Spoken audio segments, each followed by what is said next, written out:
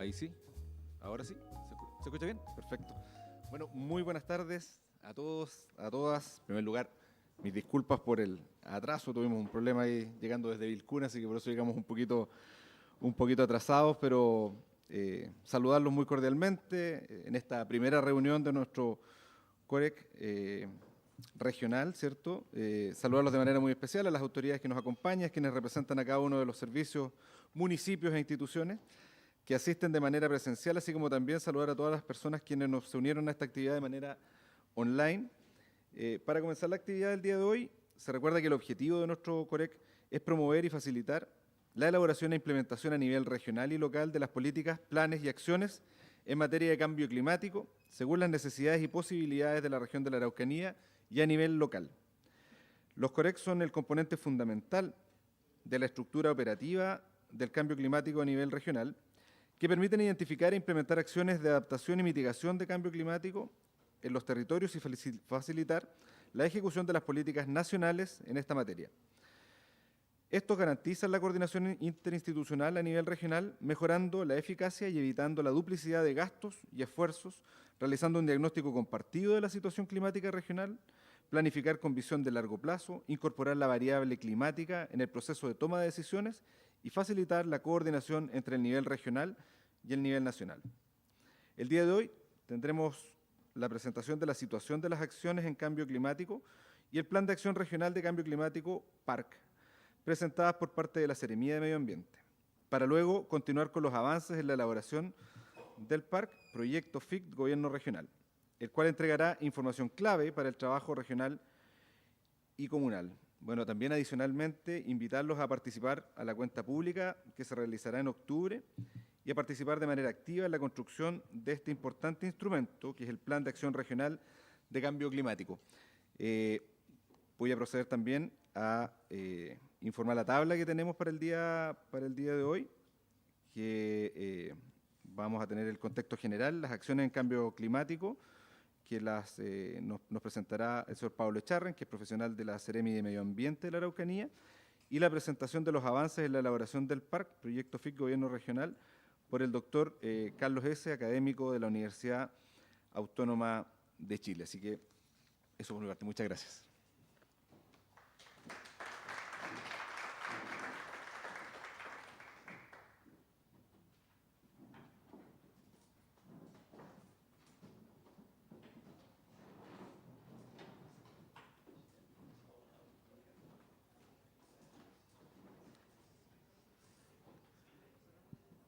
Muchas gracias, presidente.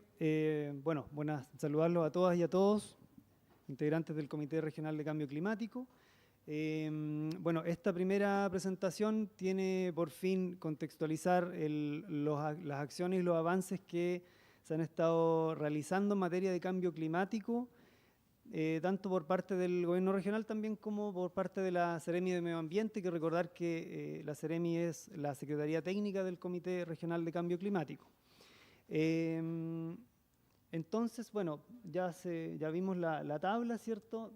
Recordar un poco el tema que tiene que ver con los planes de acción, el Plan de Acción Regional de Cambio Climático, ya que como vemos ahí, lo hemos presentado en otras oportunidades, tiene que ver su aprobación, ¿cierto? Su elaboración tiene que ver con el Comité Regional de Cambio Climático, que está presente en esta ocasión.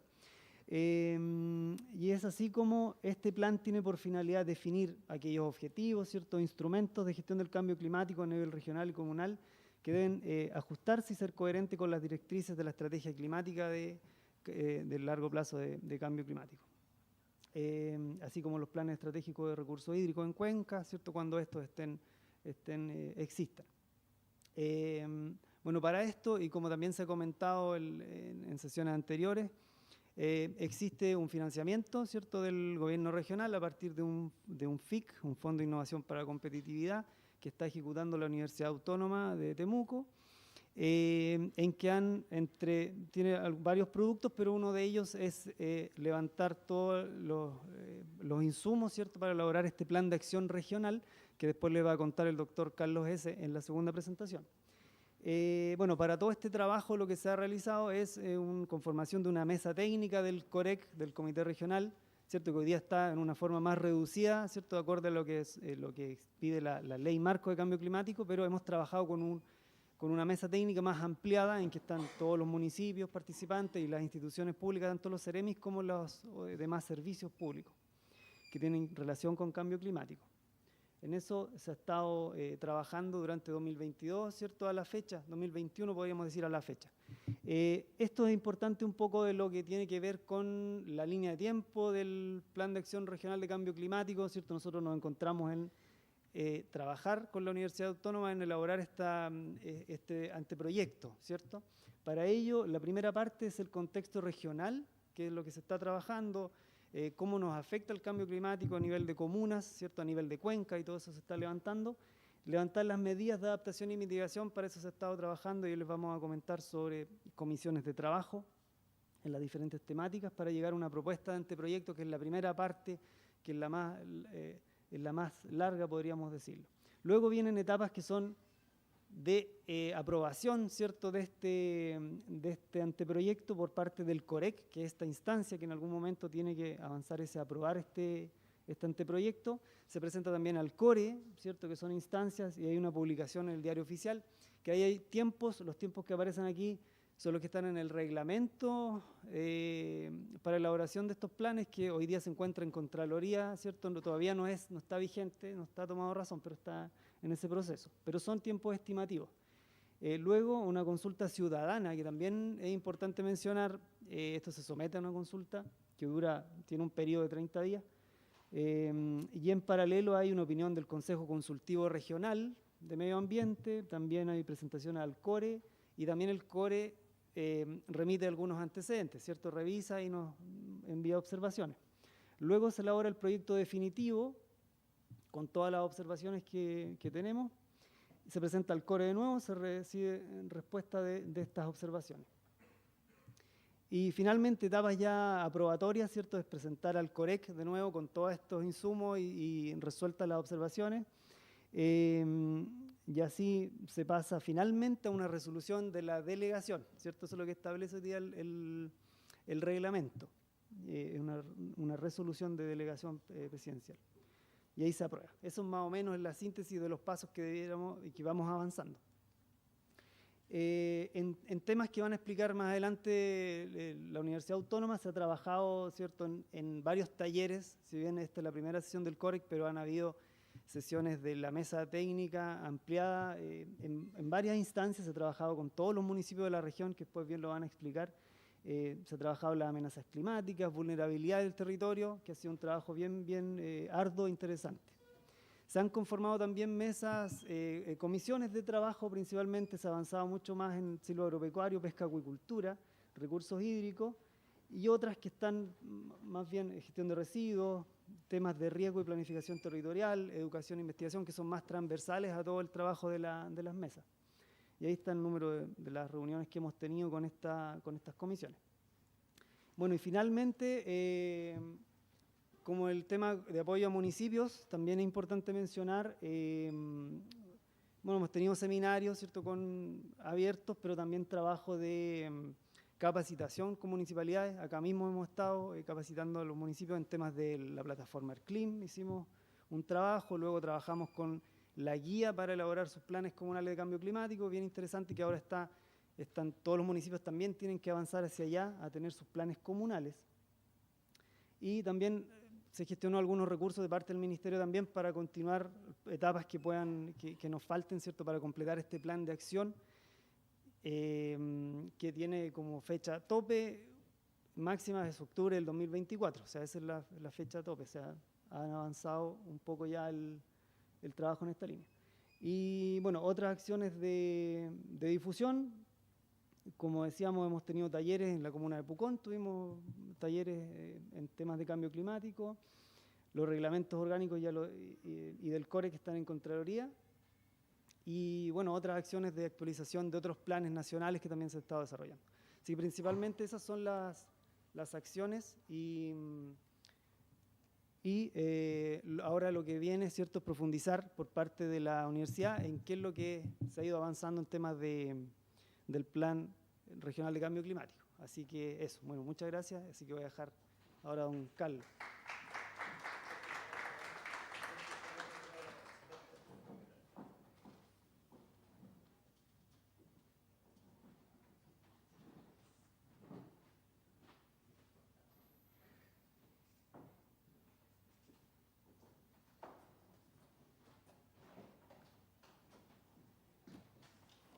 ¿Aló? Ya. Ok, bueno, primero que nada, muchas gracias a la Seremi por la invitación, al gobernador por estar acá, a las autoridades presentes, a los representantes de los servicios públicos, a los municipios. Sobre todo los municipios, quiero destacar que es muy relevante la presencia de ellos porque mucho de lo que vamos a ver y lo que hemos podido avanzar en esta etapa en la que nos encontramos apoyando la elaboración del PARC ha sido gracias a la participación de los 32 municipios de la región. Así que eso también es bastante destacable. Costó, pero se hizo presente la mayoría de los municipios. El proyecto Adapta Clean, que es un proyecto financiado por el gobierno regional, tiene 4 componentes que son productos que tributan a aportar conocimiento que nos permita llegar a definir medidas de adaptación que sean acordes a las realidades territoriales y que sean levantadas a partir de los actores relevantes de cada uno de los territorios, ¿ya?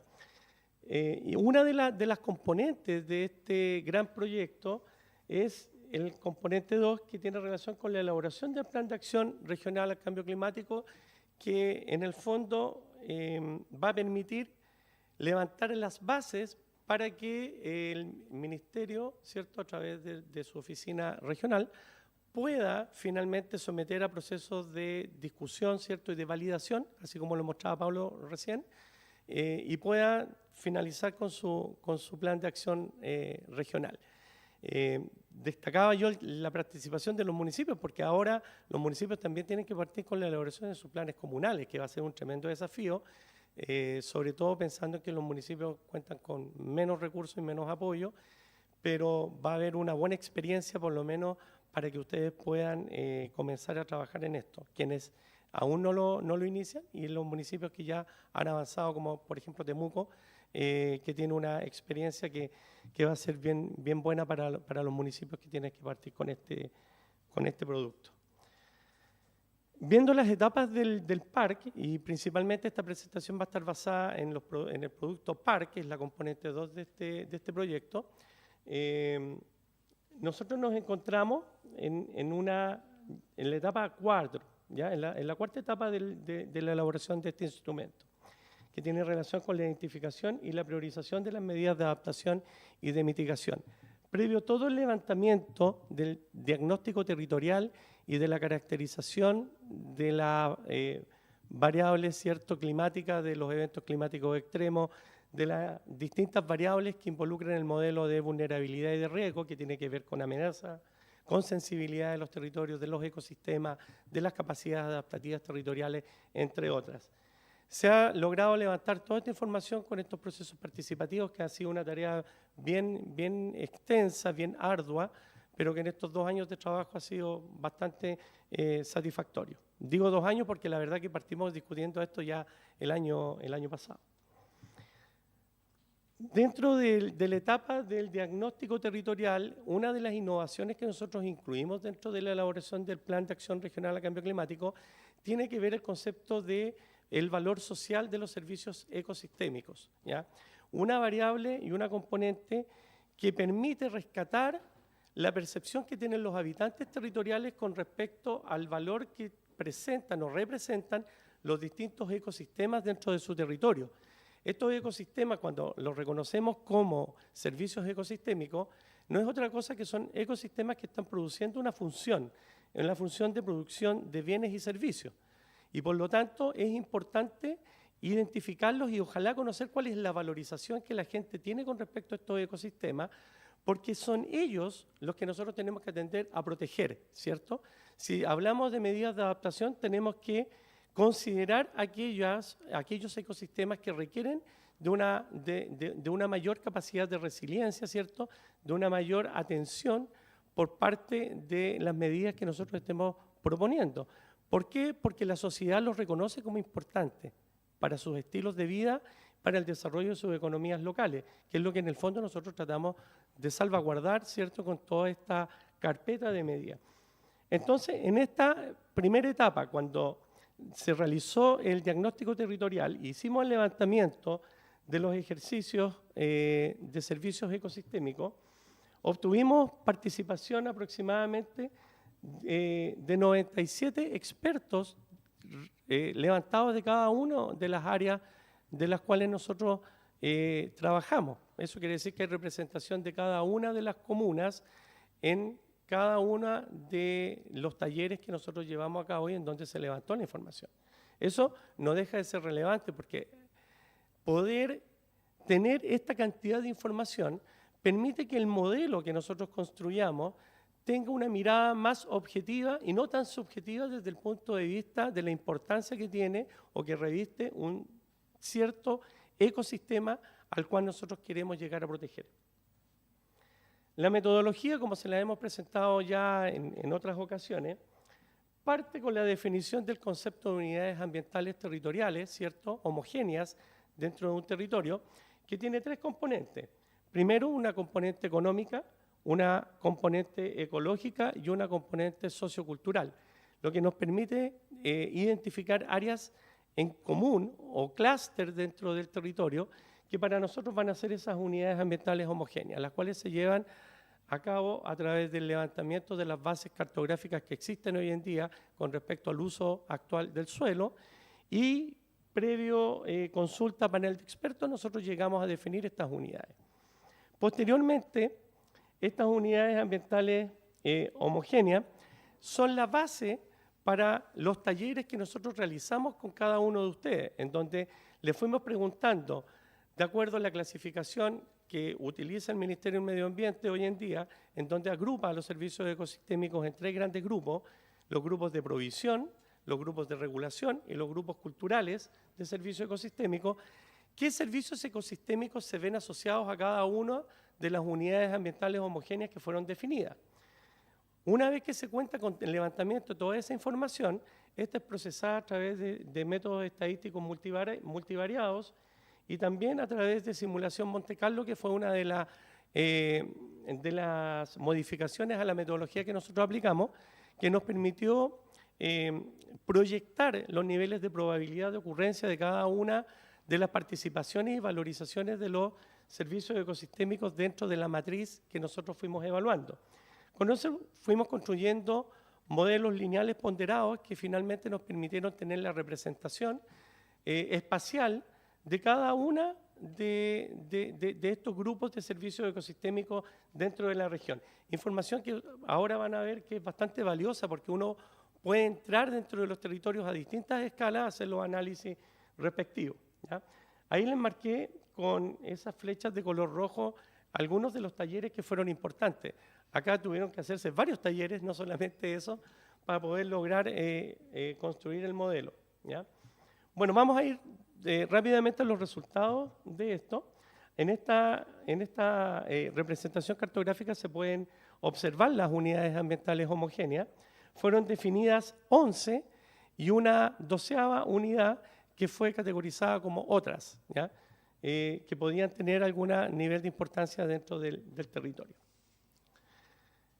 Los grupos de provisión, de regulación y los grupos culturales se representan en estas tres tablas, en donde cada uno de los participantes de los talleres fue identificando y asociando cada uno de estos servicios ecosistémicos que refleja una actividad productiva importante dentro de los territorios y que está asociada a la funcionalidad de los distintos ecosistemas, ¿ya?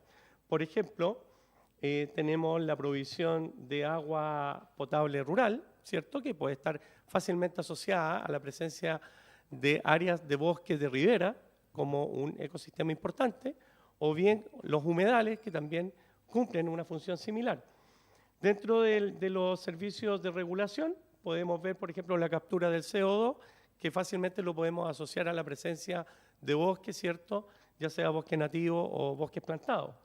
Y desde el punto de vista de los servicios culturales, tenemos, por ejemplo, la ciencia y la investigación, que son algunos de los servicios que este tipo de grupos puede aportar dentro de los distintos ecosistemas que se analizan. Bueno, una vez que se logra tener estas tablas de frecuencia, se comienzan a realizar los análisis de correlaciones entre cada una de las variables para poder determinar cuáles son los pesos, cuáles son los grupos más importantes que las personas, ¿cierto?, que nosotros asumimos que son los especialistas de los territorios, nos están diciendo con respecto a los servicios ecosistémicos. Mira, fíjate que este ecosistema tiene asociado este grupo de servicios ecosistémicos, por lo tanto, tiene un peso, tiene una valorización que es importante dentro de la cuantificación cartográfica, ¿ya?, para poder llegar a esa representación final. Posteriormente, en un primer paso, se hace un modelamiento utilizando simulación de Monte Carlo, en este caso, con 100 simulaciones, con 1000 simulaciones, para poder determinar cuáles son los niveles de probabilidad asociados a cada uno de los servicios ecosistémicos. Acá podemos ver cada uno de los servicios ecosistémicos que fue reconocido por los actores relevantes, y acá podemos ver los servicios ecosistémicos que fueron identificados como aquellos más importantes. Esta metodología nos permite construir a nosotros un índice de importancia relativa, y ese índice de importancia relativa nos permite hacer la discriminación entre cada uno de los servicios ecosistémicos, con los cuales después construimos los modelos que nos permiten llevar a la representación espacial. Acá podemos ver cómo nosotros logramos transformar o traspasar, ¿cierto?, una escala, en este caso numérica, a una escala ordinal, ¿cierto?, asociada a cada una de las unidades ambientales homogéneas, que nos permite conocer entonces el valor que tiene el territorio. Algunos de los resultados, por ejemplo, del valor social a escala regional, ahí nos muestra que la alta valorización de las unidades ambientales homogéneas bordea dentro de la región el 77.8%, ¿ya?, de la superficie completa regional. Podemos ver que las áreas de mayor valor, ¿cierto?, de alto valor, alcanzan el 53% y las de muy alto valor un 24%. Y podemos ver cuáles son esas unidades ambientales homogéneas que son las que tienen mayor importancia dentro del modelo, de acuerdo a la visión de cada uno de los que participó en estos talleres que llevamos a cabo, ¿cierto?, en las distintas sesiones. Lo mismo para los servicios ecosistémicos de regulación. Podemos ver acá, por ejemplo, que existió una alta valorización desde el punto de vista de la regulación de los distintos procesos ecosistémicos que ocurren en la región, de un 52.74%, en donde vemos que uno de los ecosistemas más importantes es la presencia del bosque nativo dentro de los procesos de regulación, los cuerpos de agua, los humedales y las áreas de ribera, ¿ya? Esa información que se ve como a una escala tan grande, no deja de ser interesante, porque la verdad que uno puede comenzar a señalar lo siguiente. Precisamente el bosque nativo es uno de los ecosistemas que más procesos de regulación aporta en las distintas áreas del territorio, ¿ya? Sin embargo, nuestro bosque nativo hoy en día está altamente degradado. Vemos que el bosque nativo en nuestra región, por lo menos el 75% es altamente intervenido, ¿ya? Eso quiere decir de que hay entresacas y cortas que no están autorizadas de bosque, que van mermando la capacidad y la funcionalidad del ecosistema. Y por lo tanto, esa funcionalidad va en contra, ¿cierto?, de las medidas de adaptación que nosotros podamos proponer para mantener esa funcionalidad ecosistémica de regulación, ¿ya? El que la gente haya reconocido cercano a un 50% también de los procesos de regulación no deja de ser interesante, porque una región que tiene tanta superficie de bosque, uno debería pensar, wow, aquí debiera ser más reconocido. Pero resulta que la gente también reconoce que el bosque nativo tiene un grado de daño importante, ¿ya?, o de alteración. Entonces aquí uno puede comenzar ya a ver algunas o a acercarse a algunas medidas de adaptación que podrían ser interesantes, ¿ya? Por ejemplo, el tema de los humedales, que es un tema que todos ustedes bien conocen, o el de las áreas de ribera. Las áreas de ribera son altamente degradadas, están muy expuestas a la acción antrópica, ¿ya? Y por lo tanto podrían bien plantearse proyectos de restauración, ¿cierto?, de mejoramiento, de enriquecimiento con especies nativas de las áreas de ribera o de otras especies que aporten a la funcionalidad ecosistémica. Aquí se abre una batería de posibilidades, ¿ya? En el caso de los servicios culturales, que es un tema súper importante para nuestra región, ¿cierto? Sobre todo por la cultura del pueblo mapuche. Acá vemos nosotros que existe una alta valorización, cerca de un 60% en el territorio total, ¿ya? Donde el terreno agrícola, fíjense que como práctica ancestral cobra relevancia como unidad ambiental homogénea, asociado a los distintos servicios ecosistémicos que son aportantes en esta dimensión. Lo mismo con el bosque nativo, los cuerpos de agua y los humedales, que cobran relevancia importante dentro de lo que es la dimensión de los grupos culturales. Ahora, si nosotros hacemos un zoom en esto y quisiéramos identificar las cuencas hidrográficas que están presentes en la región, nosotros tenemos 3 cuencas hidrográficas que prácticamente cubren el 91 o casi el 92% de la superficie total de la región, que son la cuenca del río Imperial, una gran cuenca, ¿cierto? La cuenca del río Tolten y la cuenca del río Biobío, que se ve un poco accidentada en el mapa porque es un tema de cuenca, no aparece la 8ª región, pero se las voy a mostrar igual, ¿ya? Aquí vemos la cuenca del Tolten. La cuenca del río Tolten, por ejemplo, nos muestra que la cuenca en sí tiene, por parte de los habitantes del territorio, los que viven en el sector, tiene un reconocimiento de un valor alto prácticamente en un 78% desde el punto de vista de los servicios ecosistémicos de provisión, ¿ya? Si vemos, por ejemplo, la cuenca del Biobío, tiene también una alta valorización cercana a un 63%, ¿cierto? Principalmente concentrado en lo que es la comuna de Lonquimay.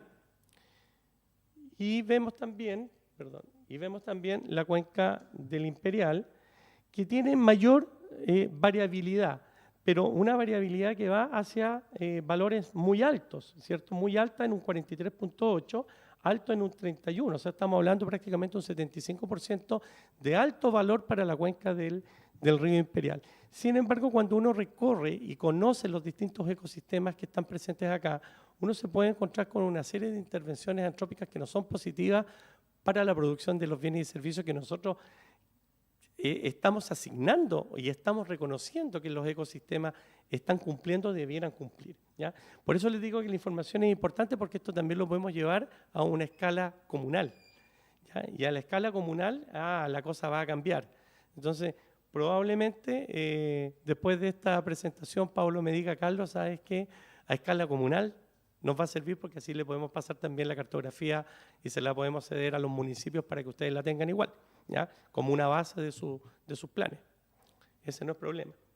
Bueno, no, solamente para mostrarles, ahí está la representación de los otros grupos de servicios. Están los de regulación también para cada una de las cuencas. Están los grupos culturales también para cada una de las cuencas. Eso en materia de lo que es el diagnóstico y el resultado más importante de lo que nosotros hicimos. Esto ya está todo transcrito, ¿cierto?, en el documento que tenemos que entregar nosotros al ministerio. Ahora voy a pedirle a Rodrigo que les muestre una parte de los avances que tuvimos con la vulnerabilidad y los vínculos con los planes sectoriales. Don Rodrigo.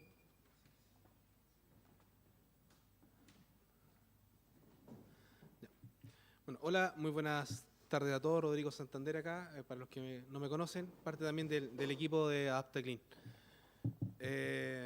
Mencionarles que para el trabajo de vulnerabilidad frente al cambio climático, nosotros generamos 3 grandes talleres en los cuales asistieron 60 expertos, que estos talleres fueron abiertos a toda la mesa técnica del COREC, como bien lo estaba mencionando Pablo al principio en su presentación. Entonces trabajamos con 60 personas y estos talleres los dividimos en 3, siguiendo el modelo de vulnerabilidad. Trabajamos un taller de riesgo y amenaza, un taller para trabajar la vulnerabilidad, la exposición, y otro para dar comienzo a las líneas de acción, que son los talleres que se está trabajando actualmente. Y con esto definir la vulnerabilidad de la región y asociarla también a Cuenca y, como bien lo estaba mencionando Carlos, poder llegar a aproximaciones también comunales. ahí también se ve, los talleres iniciales estuvieron orientados al análisis del lenguaje, al análisis de palabras y de conceptos. Por eso están ahí esas imágenes que resumen todos los conceptos que se levantaron en los primeros 2 talleres. Y esto es un resumen de las ideas principales de la percepción social que tienen los expertos frente a la vulnerabilidad. Esto pre-modelo. Esto nos sirve a nosotros para poder después darle factores y darle niveles de importancia a las distintas variables que componen la vulnerabilidad. Entonces, en realidad, aquí, si me permiten leer algunas, los expertos nos indican, por ejemplo, que algunos factores de exposición actual tienen que ver con los loteos irregulares, tienen que ver, por ejemplo, con las olas de calor. Se denota importancia en la protección de la biodiversidad para poder mitigar los impactos de cambio climático. Hay las zonas costeras también se ven ahí con destacadas, las zonas de ribera, las zonas costeras que están recibiendo, están bastante expuestas frente a los temas de cambio climático. Ahora, soluciones que se denotan nacidas de los talleres, ¿vale? De momento, por ejemplo, mayor inversión pública en adaptación, trabajar a nivel de educación y capacitación en las comunidades, educación ambiental estratégica, mejora de acceso a la información, y una de las mejoras que pretende este proyecto es implementar un atlas. Uno de los objetivos de esto es un atlas que lo puedan ocupar, y desarrollo de proyectos y programas para adaptarnos efectivamente a los riesgos climáticos. Y ya, paralelamente nosotros estamos trabajando en el Maule, y todo el escenario que teníamos nosotros lo estamos cambiando debido al efecto del Niño. Entonces, también tenemos que empezar a ver esos efectos, y estamos analizando un poco los resultados de la vulnerabilidad frente a este escenario de Niño que tenemos, que se viene como por 5 años, según los meteorólogos. También hicimos la pregunta de quiénes son vulnerables. Bueno, estas son las grandes preguntas, los grandes temas, porque eran varias preguntas segmentadas. Y se nota, respuesta de los expertos, las poblaciones más pobres, etariamente también y socioeconómicamente, los pequeños agricultores que dependen del riego, se ve como una clase un grupo de personas que se ven altamente vulnerables frente a los impactos de cambio climático, las comunidades rurales, y también grupos específicos que tienen que ver con nivel etario, por ejemplo, en islas de calor, por ejemplo, en zona urbana. No hay que dejar de lado la zona urbana, que también se ve impactada frente a cambio climático y riesgos que estos pueden prever. No sé, un ejemplo puede ser Galvarino, con incendios forestales que han ocurrido en las puertas de la ciudad. Entonces, y eso lo denotamos el año pasado. Entonces ahí aparecen algunas especificaciones: adultos, mayores, niños, incluso vendedores ambulantes en ciudades, personas que viven en campamentos, comunidades indígenas, algunos factores de vulnerabilidad que pudiésemos mejorar, que tienen que ver con temas de la educación, con organización. ¿Vale? Esto era lo que a nosotros nos iba dando luces para poder construir un modelo.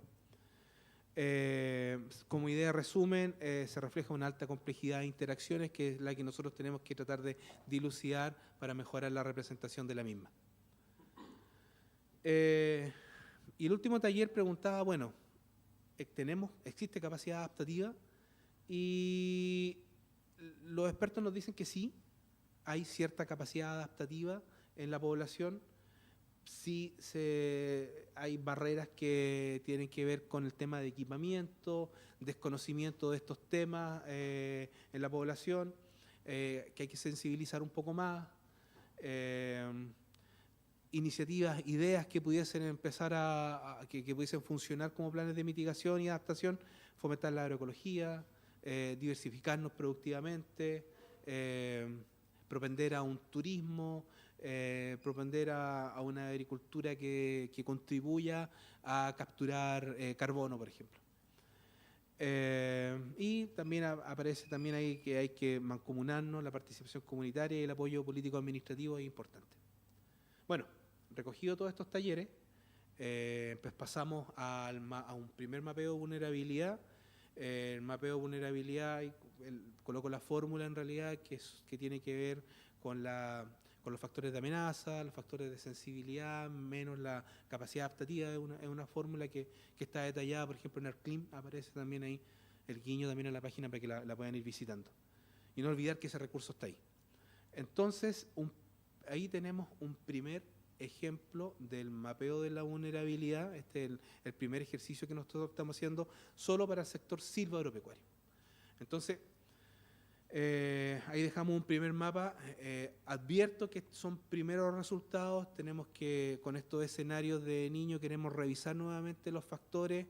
Aquí trabajamos factores, cartografía disponible, que eso está documentado en la metodología, bases de datos de ARCLIM que estamos trabajando, y esa es la representación solo de la vulnerabilidad al silo agropecuaria. Después esos son valores, son distintas fuentes de datos que todas están normalizadas, ¿vale? Entonces lo que están viendo es una clasificación de valores entre 0 y 1, donde 0 viene siendo más vulnerable y 1 menos vulnerable. Ahí denotamos, por ejemplo, dos comunas, por ejemplo, de zona de rezago costa, algunas de zona de rezago en Nahuelbuta, que coincidentemente son más vulnerables en temas de ciclo agropecuario, lo cual pudiese ir dando luces para ir conduciendo los planes de acción y políticas públicas que se pudiesen tomar. Pero queremos ir un poquito más allá. Esto advierto, la lámina que viene, advierto que es una lógica que nosotros estamos empezando a trabajar y tenemos que conversarla con mayor detalle con el Ministerio para poder validarlo o no. Porque si bien es cierto, tenemos los valores comunales, no toda la comuna adolece de la vulnerabilidad. Por ejemplo, imagínense el sector pesquero, Toltente, Oro Smith, no toda la comuna ofrece pesca. Entonces, ahí tenemos un pequeño ejercicio que estamos realizando. Entonces, si nos dimos un trabajo arduo de levantar, generar las unidades ambientales homogéneas, que son unidades ambientales que proveen diversos servicios ecosistémicos, bueno, ¿por qué no trabajamos con esa cartografía y, aparte de presentarla de manera comunal, también hacer el esfuerzo y presentarlas por áreas, por sectores que son productivos, en este caso, y poder definir con mayor certeza las distintas áreas que proveen un servicio ecosistémico, en este caso los relacionados al ciclo agropecuario, pero también categorizados en los distintos valores de vulnerabilidad. Creo que sería un aporte. De hecho, el hecho de contar con mapas nos va a ser diferenciador frente a las otras regiones, porque he revisado otros parques y no tienen este trabajo, tanto el de unidad ambiental homogénea como los mapeos de vulnerabilidad. Entonces creo que sería un aporte diferenciador y sería una mejora para los planes que vienen o para las actualizaciones de estos planes. Actualmente estamos, como bien lo detalló Pablo en su presentación, generamos 6 grandes grupos. Se dividieron, pero originalmente eran 6 grandes grupos de talleres de expertos, que son 62 personas con las cuales estamos trabajando de la región, para ver estos distintos puntos.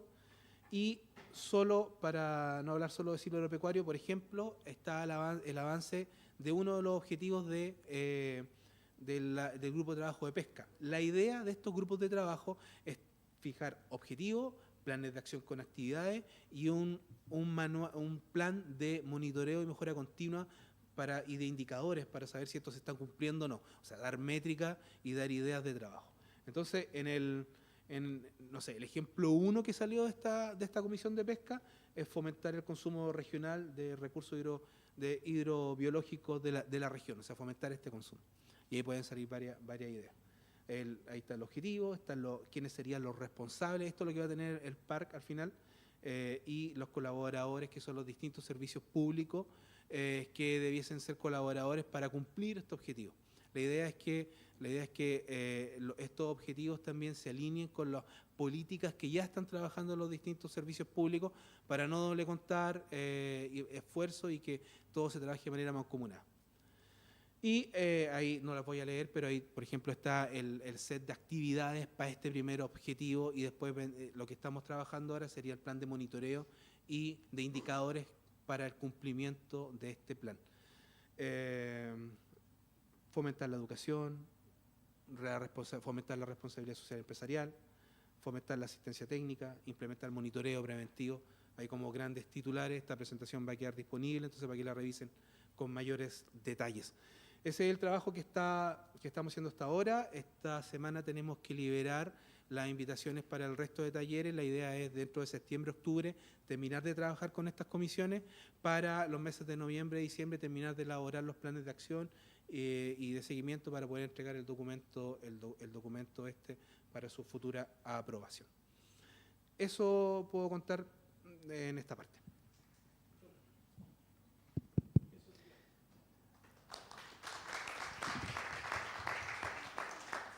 Muchas gracias, Rodrigo y Carlos, por la presentación.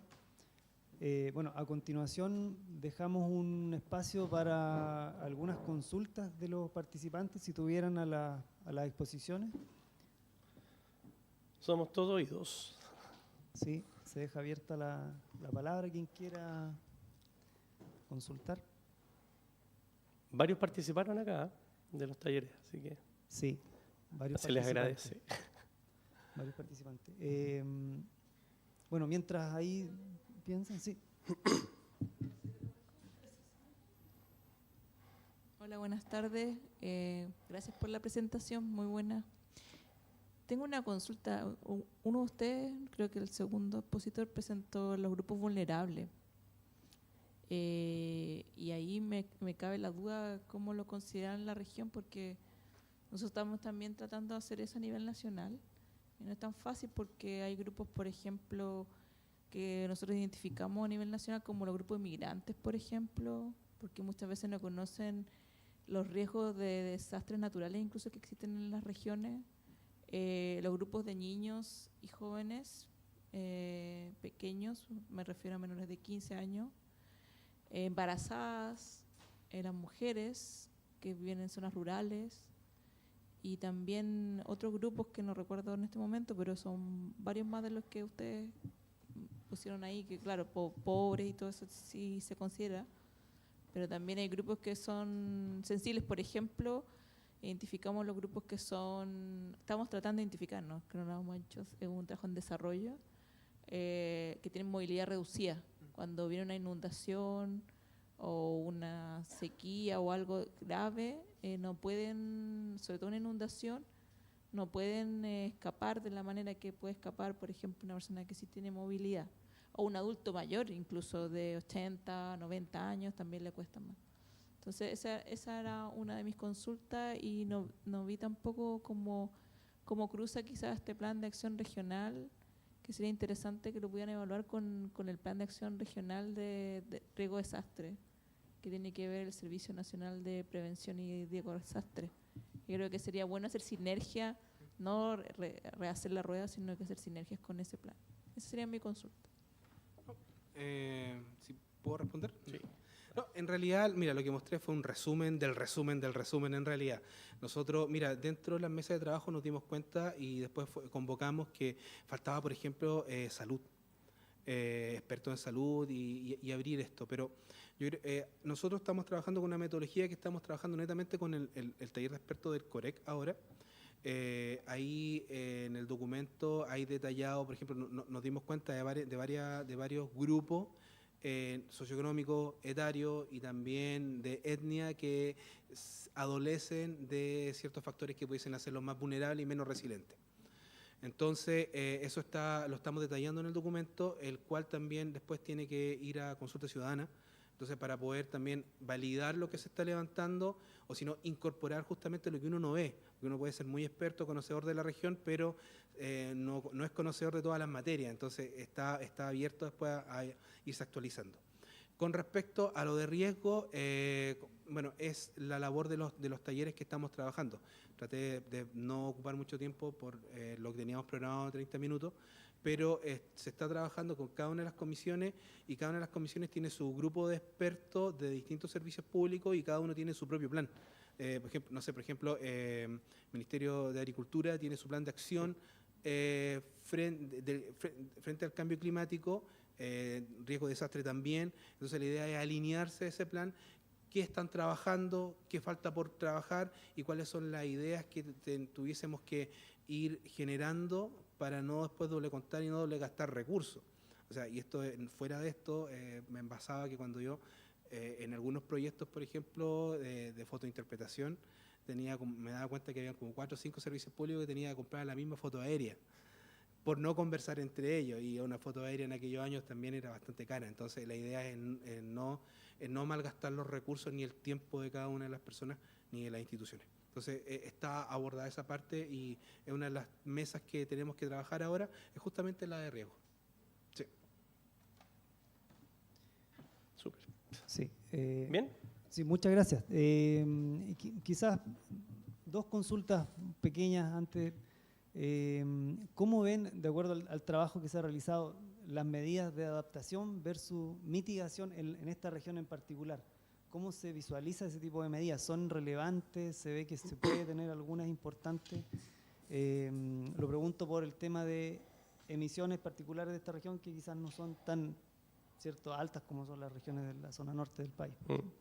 Bueno, ahí la verdad que es un tema de discusión, Pablo, porque si bien Chile aporta a nivel mundial, y sobre todo en la región nuestra, que es una región que aporta más a la captura que a la generación de gases de efecto, la verdad que las medidas de mitigación se ven como necesarias, como importantes, pero más preocupante es avanzar en las medidas de adaptación, porque o por lo menos lo que uno logra percibir en el ambiente, porque la verdad es que el cambio climático es tan errático, y lo hemos visto, el comportamiento ha sido bien extraño en los últimos años. Yo quiero ver qué va a pasar este verano con el efecto del Niño, ¿cierto?, que probablemente tengamos altas temperaturas. Y por lo tanto esos son llamados principalmente a la adaptación. Entonces, creo que hay mayor conciencia con respecto a cómo nos preparamos para enfrentar los efectos del cambio climático por parte de las personas, que a estar dispuestos a dejar, por ejemplo, de utilizar vehículos a combustión con fuentes fósiles, ¿cierto?, de energía, por ejemplo, ¿ya? O que tu ducha diaria de 5 minutos se transforme en una ducha de 2 minutos. Uno lo ve extraño, ¿no?, o lo ve difícil. Esos son ejemplos súper exagerados, pero en el fondo, como que las medidas de mitigación sí las reconocemos, las valorizamos, ok, hay que hacerlas, tenemos que aportar a esta lucha, ¿cierto?, contra el cambio climático, pero lo que sí se ve más, como más inmediato, y lo que más preocupa son las medidas de adaptación. ¿Cómo nos vamos a preparar para los nuevos escenarios? ¿Cómo mis sistemas productivos se van a ver impactados, y cómo yo puedo reconvertirme quizás en un caso extremo en el cual yo me vea muy afectado por los efectos del cambio climático? Sí, principalmente esa es la mayor preocupación de la gente. ¿Sí? Rodrigo quiere aportar. Gracias, Carlos. No, mira, ¿sabes lo que pasa? Bueno, lo que pasa es que esto lo estábamos discutiendo la semana pasada. Y yo no sé cómo podemos, no soy experto en política pública, entonces, mira, no estamos trabajando lo que es bono de carbono. Nuestra ley de cambio climático, nuestra ley de bosque nativo no fomenta, y esto podría ser, Carlos lo mencionó, o sea, nuestros bosques son las áreas mayormente reconocidas, pero están altamente degradadas. Entonces, o sea, tienen distintos porcentajes de degradación. Y la política de fomento al bosque nativo no fomenta escasamente el cuidado. Entonces, de repente habría que hacer ajustes a ese tipo de política para poder trabajar, no sé, RedMás, que en algún momento se trató de trabajar, reflotar eso, reflotar el tema de bonificar efectivamente, porque no hay bonificación por parte de la empresa privada y tampoco el Estado. Entonces es un mercado que no lo estamos viendo y que podría aportar a la mitigación. Eso como a grandes rasgos estábamos conversando. Y, El pago por servicios ambientales. Claro, y lo otro es que, bueno, el Ministerio de Medio Ambiente en algún momento hizo el ejercicio de poder explorar la certificación a través de servicio ecosistémico, y eso se pausó. Entonces, por ahí de repente podría ser una idea de trabajar eso, bajo el aspecto de mitigación, y no verla tan lejana. Esto nos ha obligado a conversar Así es. De distintas cosas, así que Sí, bueno, muchas gracias Carlos y Rodrigo. Sí.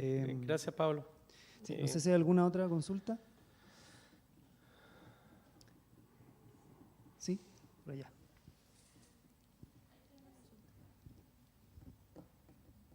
Hola, buenas tardes. Hola. Gracias por la presentación de Cernapesca. Quería consultar lo siguiente. Nosotros hemos trabajado activamente en la mesa, en la Comisión Pesca y Acuicultura, que es lo que ustedes ahí presentaron en conjunto con la Seremi del Medio Ambiente. Y nos inquieta un poco no sabemos cómo van las demás comisiones, porque este es un plan íntegro, ¿no es cierto?, que debiera recoger todos los sectores, que es algo que en algún momento conversamos también con Rodrigo en alguna de las reuniones. No sé si ustedes tienen alguna estrategia para abordar como a lo mejor la inactividad o a lo mejor la ausencia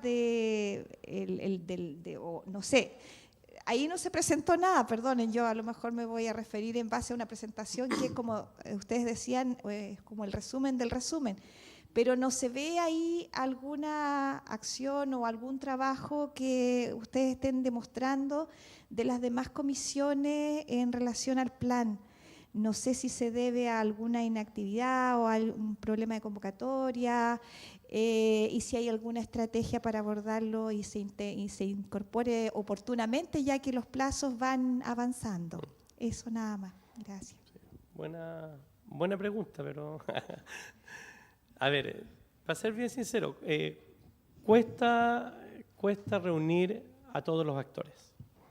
Nosotros cuando partimos con este proyecto el año pasado teníamos una carta GAN hermosa, preciosa, súper bien planificada. Ahí está nuestra ejecutiva de proyecto. Pasaron 2-3 meses y tuvimos que pedirle que por favor nos pudiésemos modificar la carta GAN. Y la verdad, la participación cuesta, ¿ya? Y ha costado que algunas comisiones puedan avanzar. Así como la comisión de ustedes lo hizo de muy buena manera, hay otras comisiones que han sido un poco más lentas. Pero nos hemos propuesto que eso debiera estar ahora durante septiembre, octubre, a más tardar, ya terminada todo el trabajo con las mesas, porque después viene una etapa de sociabilización para poder definir claramente cuáles van a ser las temáticas con las cuales vamos a preparar las medidas de adaptación, ¿ya? Y los tiempos se nos vienen encima, si tenemos el compromiso de entregar el documento en diciembre, entonces aprovechamos también de hacerle el llamado a quienes están pendientes de participar, que por favor participen, porque de ustedes depende de que nosotros tengamos los insumos para poder terminar el documento de buena forma. Pero sí, efectivamente eso es así, es una realidad, pasa, con los municipios también nos pasó. La gracia sí que al final participaron todos los municipios, también es un esfuerzo importante de ellos, que sin recursos se mueven hacia Temuco, o nosotros tuvimos que salir en algunos casos casi sin recursos a visitar algunos municipios en específico. Y con las comisiones de los servicios públicos está pasando algo similar. Pero están acá, así que hay un plan de trabajo ahí que debiéramos terminar pronto para después poder sociabilizar, como te decía. Eso es. En la mesa de ustedes, súper bien, ¿eh? Todo esto.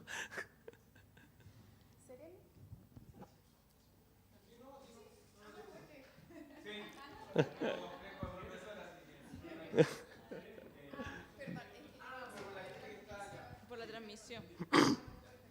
No necesita micrófono. No, pero por los que están escuchando. Sí, la verdad las cosas que esta creo que es la segunda o tercera, no, la segunda convocatoria que me llega a mí particularmente, quizás porque es como el comité más ejecutivo, ¿ya? Pero a nosotros, yo digo a nosotros, todo el mundo sabe que somos dos.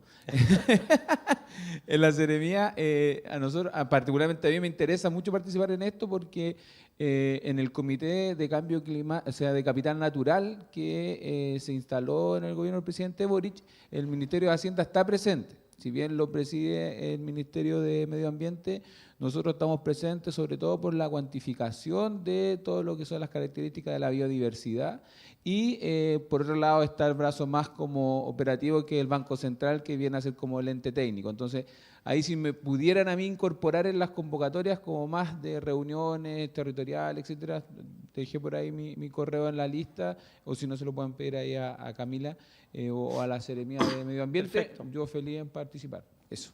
Eso, muchas gracias. Súper.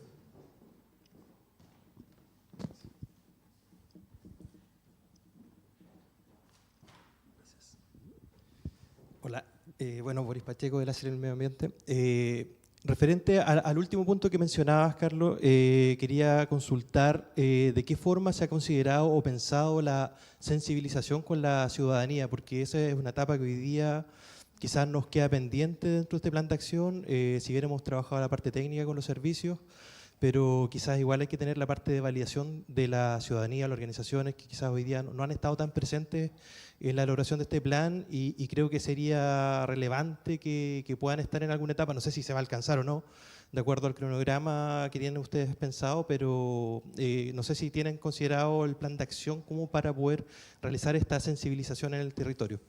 Sí, bueno, nosotros dentro del proyecto la verdad que tenemos una serie de medios donde estamos difundiendo la información, ¿ya? Estamos en todas las redes sociales, estamos todas las semanas sacando noticias sobre esto, la idea es llegar a la máxima cantidad de personas. Eso es un plan de difusión que va corriendo en paralelo a cómo vamos avanzando con el PAR, que es uno de los productos del proyecto. También está el Atlas, que lo tenemos detenido porque nos falta todavía terminar con este último modelamiento para poder tirar toda la información a la plataforma web. Pero dentro de los plazos, la verdad que va a ser súper importante cuando el Ministerio tome el documento y lo someta a consulta pública. Creo que esa va a ser la etapa en la cual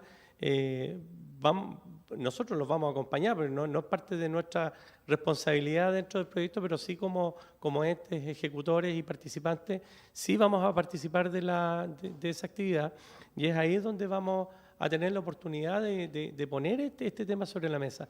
Hemos hecho una serie de actividades también en torno a sensibilizar a la gente y a la comunidad. Hace un par de semanas nomás tuvimos un seminario bien grande en la universidad en donde estuvimos hablando de estas temáticas. Hubo una muy buena convocatoria, de haber unas 200 personas. Estamos haciendo desde la academia nosotros bastante esfuerzo por poder poner estos temas en el lugar que se merecen, a través de los medios, etcétera. Pero creo que también es necesario que los servicios públicos también diseñen una estrategia para poner en el lugar que corresponde la problemática que es el cambio climático, porque es transversal a todos los servicios, ¿cierto? Todos los servicios están metidos en esto, los municipios, todos los actores. Entonces, más allá que un solo plan, que yo creo que es necesario, pero no va a ser suficiente, es importante rescatar las miradas de cada uno de los sectores. Cuando se hicieron las mesas de trabajo, me acuerdo que Pesca, ¿sí?, se incorporó a una de las mesas de trabajo, salieron unas temáticas pero espectaculares que yo no las había visto, por lo menos, de cosas que se trabajan en la zona estuarina, ¿ya? Que tienen mucho valor y mucha importancia para las personas que ahí viven. Entonces son temáticas con las que uno puede llegar a sensibilizar a ciertos grupos de actores relevantes y territoriales que probablemente no van a estar interesados en una temática que estemos discutiendo en la precordillera o la cordillera, ¿me entiendes? Entonces, por eso que es importante quizás trabajar esa componente de manera transversal. Para eso nosotros nos ofrecemos y estamos disponibles a trabajar con todos los servicios. Tenemos el canal de televisión, está la universidad para poder hacer eventos, etcétera. Tenemos un centro de comunicación de la ciencia corporativo, así que a su disposición. Muchas gracias, Carlos, Rodrigo y Pablo, por la presentación que hoy día hemos tenido en esta primera sesión del Comité Regional de Cambio Climático, a nombre del gobernador regional Luciano Rivas y como presidente de este comité, doy las gracias a cada uno de los participantes. Seremi, por supuesto, lo vamos a incorporar en la convocatoria.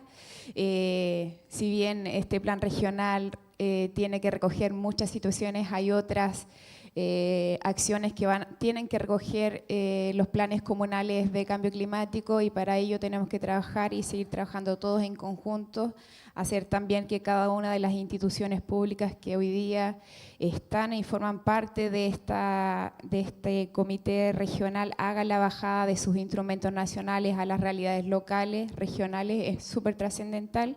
Así que muchas gracias. Los invito, como señalaba nuestro gobernador, invitarlos a la cuenta pública que nos corresponde por ley en el mes de octubre y a seguir trabajando fuertemente en materias de cambio climático. Muchas gracias. Ok, muchas gracias. Y los invitamos, por supuesto, a un coffee. Gracias. Muchas gracias.